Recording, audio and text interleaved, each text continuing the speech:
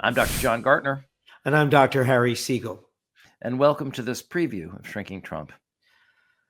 On this week's show, we are trying to deal with these incredible nominations and gestures by Trump before he's even in office that is setting the world really on its edge. And so we try to take you through all of that, give you some context and background, but we're also trying to maintain an awareness of what this is like for all of you and for us so that we can provide a psychological a balance as well as giving you information that you need. Right, John? Right. We're going to introduce you to a new vocabulary word, kakistocracy. It means government by the worst. Trump truly picks the worst people. Oh. And these sets of cabinet choices have been shocking because not only are these people unqualified ideologues, but it's clear that the central mission that they all share in common is the destruction of the United States government.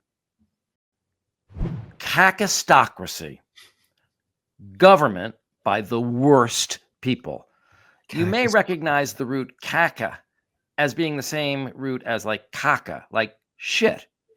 Okay, so it's literally government by the shittiest people. That's what it is. Which is a catastocracy, right? All right. Kakistocracy. I know it's hard to say, actually. I tried to say it last week and I couldn't. We had to edit it out because I kept stumbling over it. Kakistocracy. So remember this word, okay?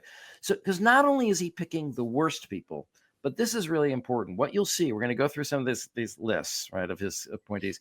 You know, George Conway called me like a few minutes before the show. He said he was going to be going on CNN. And he said, look, I just want to make sure got this right. That as a malignant narcissist, he revels in destruction, right? I said, right. He says, from his cabinet picks, it seems quite clear that he has an intent to simply destroy the U.S. government. And that's true. For one thing, destroying the U.S. government means there's no impediments to his absolute power.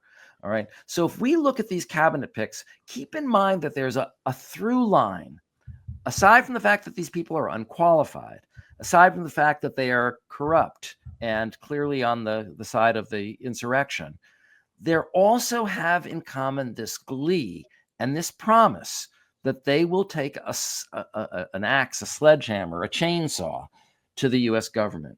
So let's start with RFK Jr. Now, we just learned since we put this show together that he has been nominated to be the head of Health and Human Services. Oh, right? I didn't know that. Yep, it just happened. And so here he is, a vaccine denier and a medical kook is now in charge of our medical system. Here is a headline from the New York Post. RFK Jr.'s success suggests 600 people from the National Institutes of Health who will be fired on day one of Trump's second term. Now, Harry, I know as an educator at Cornell, you've placed hundreds of students at the National Institute of Health, right, sure. For research positions. Oh, yeah. The National Institute of Health is the nerve center of our scientific and medical research. So if you wanted to make life better in America, is the first thing you'd want to do is just sort of lop off the infrastructure of our medical research community? The NIH is the greatest medical laboratories in the world. Bar none. Yeah. No, but also RFK is disturbed. I mean, he's crazy. Disturbed. Right. So this is another one of all of these picks are almost nihilistic. They're anti-choices. They're anti-choices, right? We're going to pick a medical nut to be in charge of medicine. Well, who are we going to put in charge of the environment? Let's see that clip. Trump picks new EPA head, guaranteed to destroy the environment.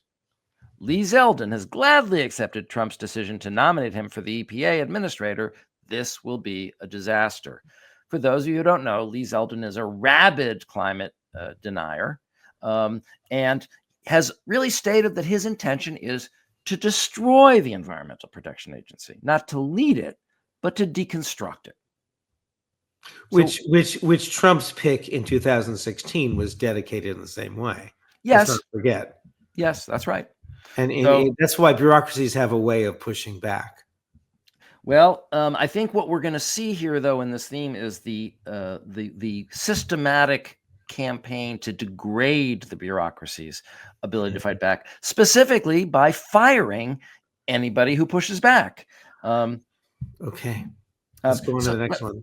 Let's go on to the next one. So who did he nominate to be the Secretary of Defense? Peter Hegseth has said exactly how he'll shake up the Pentagon. Trump's nominee for defense secretary has called for a war on what he called the woke military, including potentially firing top brass. Now, for those of you who might not know who Peter Hegseth is, he's a broadcaster on Fox. He's one of the Fox and Friends. He's a Fox and friend. He has no administrative experience. He's never run anything. He has been a soldier, so at least he has that experience. But yeah, right. You and I used to make fun of the fact that, Trump was interviewed by the Fox and Friends B team on Saturday. So I was going to say to you, Harry, hey, look, it could be worse. He could have nominated a member of the Fox and Friends B team to be Secretary of Defense. That woman who I know. That woman, every time Trump said something crazy, she said, I know. So maybe he could have nominated her to be Secretary of Defense. It says, but it gets worse, because the Pentagon is one of the toughest bureaucracies to run. It's immense. It's huge. Bill Gates, who was Bush's Secretary of Defense that Obama kept on, he kept him on because Gates knew everybody. He knew how to run it. Even right-wing Republicans are talking about how this is insane. They'll eat him for breakfast. But wait till you hear more about him. Right, John? Yeah, right. Well, first of all, just again, his mission, though, is to fire, right, as many Democratic, left-wing, woke, whatever you want to call them, but to purge the military as much as possible. And to put together a committee of retired generals who will then support whatever people they want to fire from the brass. Right. So that's the purge. And so, so who is Peter Hegseth really? Well, we've done a little research. We've learned a little more about him. Let's see a picture of Peter. Oh my God. Oh my God. For those of you who are just listening, okay, here's a picture of him with his shirt off, with his entire chest and arms are covered with right-wing, like dominionist, conspiracy-oriented, right-wing, Christian nationalist symbols. So reading this tweet yesterday, Trump announced he's nominating Peter Hegseth. Hegseth's a prominent Fox personality and veterans advocate, but he also has strong ties to the Christian far right, which has not been fully exposed.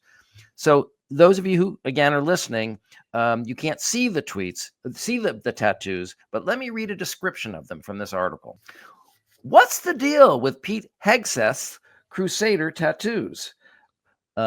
Donald Trump's potential Secretary of Defense hasn't been straightforward about the violent symbolism of his ink. Actually, Harry, maybe you can read this quote about his tattoos. Sure. Hegseth has previously brought up the issue himself. He claims that one of his tattoos, a Jerusalem cross on his chest, led to his dismissal from guard duty during Biden's inauguration in 2021 because his unit leaders deemed it evidence of his being an, quote, extremist and a, quote, potential threat. Hegseth insinuates that he was discriminated against for having this, quote, religious image on his body. But this symbol is not only religious, it has always carried a political valence. Hegseth's right arm is covered from top to bottom, and most of the images draw from Revolutionary era propaganda, primarily associated nowadays with the patriot rhetoric of militia movements and QAnon. 3 of these are clearly visible in the cover photo for one of his books, American Crusade. 1, the year 1775 in Roman numerals.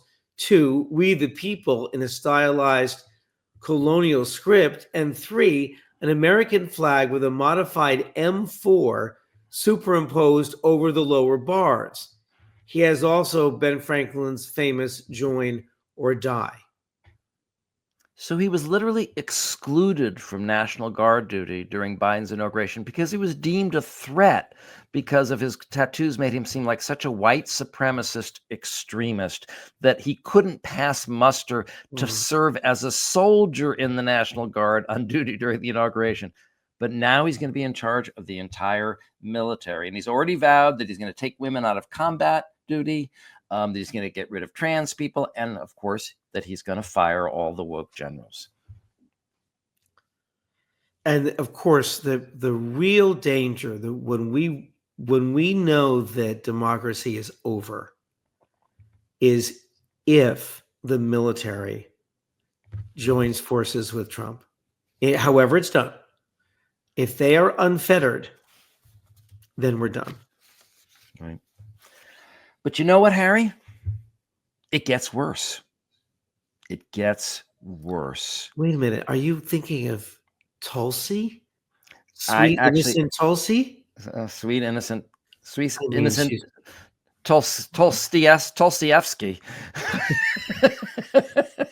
Because little Tulsi is a Russian asset. Of course. So for those of you who don't know, she has now been nominated for the Director of National Intelligence. Okay. And I'm not just saying she's a Russian asset. Russia is saying she's a Russian asset. Can we see that tweet? Now, this is a tweet from Nicholas Kristof, a very conservative New York Times columnist. Trump's choice for Director of National Intelligence was hailed on Russian state TV as Russia's, quote, this is what Russia state TV called Tulsi, as Russia's, quote, girlfriend and a, quote, agent. Imagine what the professionals in the intelligence community are thinking now. Imagine what the Russians secretly working for the US are thinking now. So what they show here is a picture of a Russian TV show. I'm going to play you a 20-second clip. It's a little confusing, especially for those of you who are just listening, because unfortunately the person is talking in Russian and there's no translation.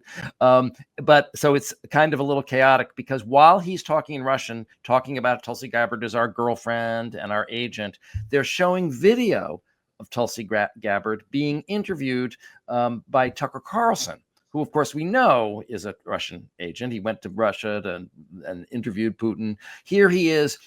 You can't quite hear the interview because the Russian's on top of it, but they're showing him interviewing her, and she's making apologies for Russia while the Russian narrator is describing her as our agent. So it's just 20 seconds. Let's just see that Russian video.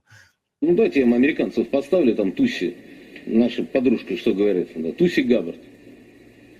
Говорят в словах Байдена про смену власти в России. Мне кажется, что это не оговорка. Говорят, президент Байден просто вслух озвучил цели своей администрации, которые заключаются в смене власти в России и в отстранении Путина от власти.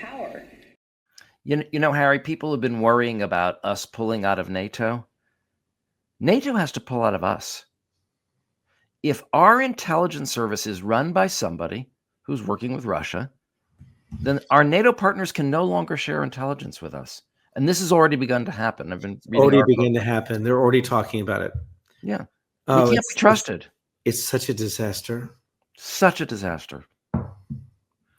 All right. So that's all, right? He hasn't made any other decisions yet. Oh, no. It gets worse, Harry. It gets even worse. You can also look at Trump's pick for Attorney General. Oh, my God. This is the worst. This is the worst. House Ethics Panel was set to vote to release report critical of Matt Gaetz. The committee has been investigating allegations that Mr. Gaetz, President-elect Donald Trump's pick for Attorney General, engaged in sexual misconduct and illicit drug use. The House Ethics Committee, which has been investigating allegations that Representative Matt Gaetz engaged in sexual misconduct and illicit drug use, was prepared to vote to release a highly critical report about Mr. Gaetz on Friday, according to a Republican official familiar with the matter. The release would have come 2 days after President Donald Trump selected Mr. Gaetz to be Attorney General. Mr. Gaetz, a Republican, abruptly resigned from his House seat late Wednesday, effectively ending the ethics investigation that has hung over his head for years. So in other words, the person who's being appointed attorney general, okay, is resigning from Congress to try to escape the report on his criminal activities. Okay, this actually an ethics report. He's so egregious. This is an ethics report that was been conducted by Republicans. It's a bipartisan report. A bipartisan report. He's that bad, you know. And he's supposedly he's had maybe a minute of legal experience. I mean, after he graduated from law school, he worked at a firm for like a second, and then ran for office in Florida. So this is a guy with no experience.